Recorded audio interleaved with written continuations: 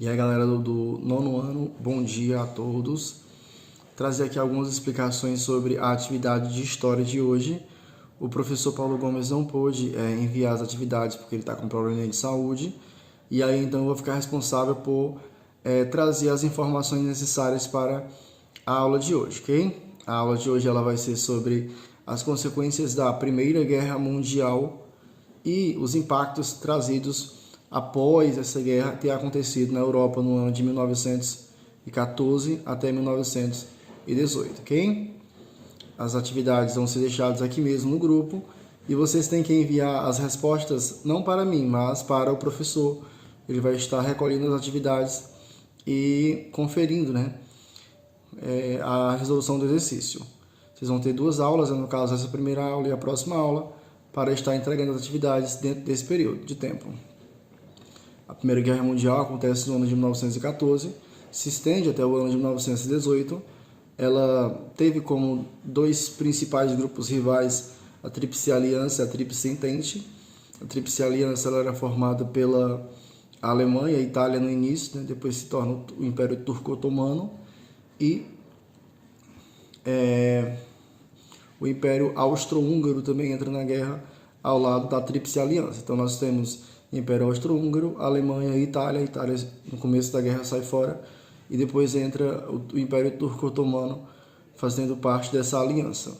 Do outro lado nós temos a Tríplice Entente, que é formada pela França, a Inglaterra,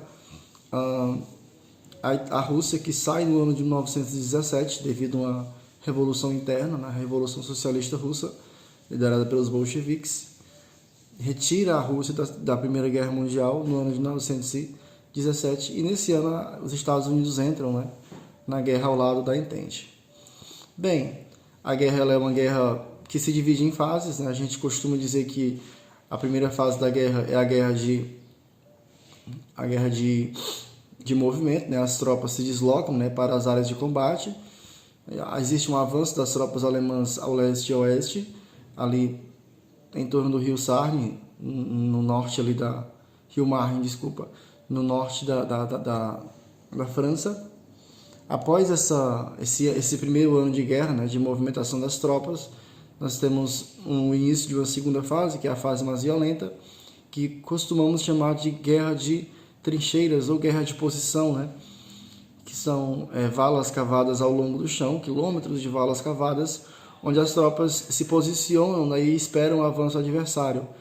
E aí então se desenvolve uma guerra mais que estratégica e psicológica, Quem é que vai vencer, quem é o mais forte, Os invernos são intensos, rigorosos, mas as tropas permanecem paradas, A morte ela é, de certa forma, vivida de perto entre os combatentes, É comum relatos, cartas de soldados daquela época que estavam vivendo dentro das trincheiras, cenas horripilantes, de ratos, restos de companheiros mortos que eram até servidos de barricadas. Então era um sistema meio que doloroso até para quem participou e traumático até. A guerra traz traumas, Toda guerra traz traumas para quem delas participou. Então depois da guerra de posição, ali no ano de 17, depois que a Rússia sai, os Estados Unidos entram, a guerra se encaminha para o lado da Tríplice Entente, que chega à vitória com a rendição da Alemanha em 1918, e dali para frente se inicia toda uma discussão sobre como que vai ser as punições aos perdedores, Como é que os perdedores vão pagar por tudo que fizeram, De certa forma, aquela guerra, primeiro, foi a guerra que mais matou pessoas até então, Na casa dos milhões foram o número de mortos dentro dos combates. E isso se deve ao uso de novas armas que até então não eram utilizadas dentro dos campos de batalha. Por exemplo, aviões, armas químicas foram uma das que mais mataram também, até então nunca tinha sido utilizada, Além de escopetas e outras metralhadoras e armas, canhões, blindados não, nessa época não existia blindados, canhões, tanques de guerra. Então foi uma guerra violenta e com o uso de novas armas. Essa é uma ideia que você tem que guardar.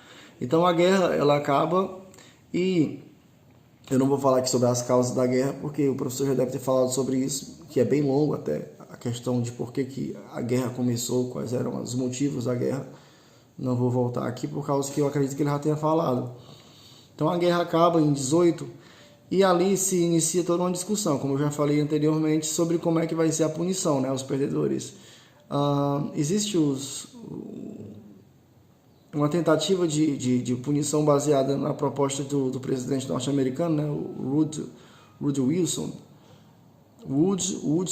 coisa assim, onde ele tenta aplicar algumas punições aos perdedores, mas a proposta dele não é aceita. É os 14 pontos de Wilson, acho que é o nome do documento.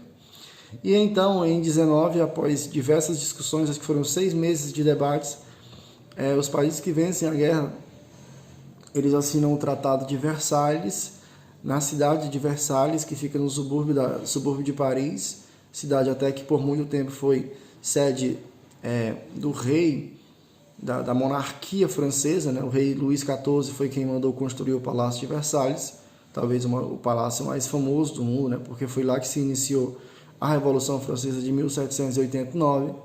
Então, lá em Versalhes, na França, foi assinado o documento onde ele previa as punições aos países perdedores.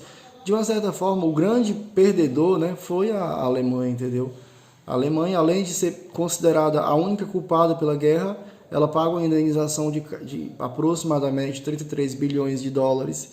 Ela desmilitariza a fronteira com a França, né, a região da Renânia, que era uma região de importante ocupação militar estratégica, porque era uma região de fronteira. E se você tiver um controle de fronteira, você vai ter uma melhor compreensão sobre a situação do inimigo, né?